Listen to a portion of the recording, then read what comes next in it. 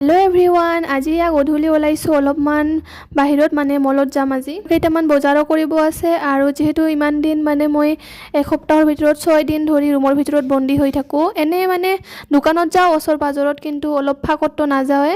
তো আজি যিহেতু হাজবেণ্ডৰ ছুটি, আজিও লৈ আহিলে মোক অলপমান বাহিৰত। আহি পালোঁ আমি মলত, আৰু মলৰ ভিতৰত ইমানে বেছি ভিৰ আছিলে, ভিডিঅ' কৰা হ'লে আপোনালোকে দেখিব পাৰিলেহেঁতেন। ইমান বেছি ভিৰ মই কোনো মলতে দেখা নাই আজিলৈকে।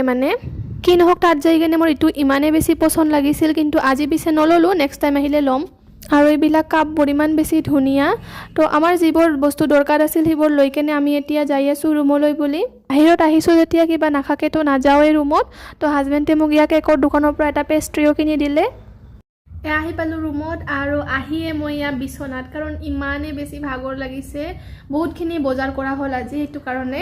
তো মোৰ ব্লগটো চাই কেনেকুৱা পাই মোক কমেণ্টত জনাই দিব। আজিলৈ বাই বাই।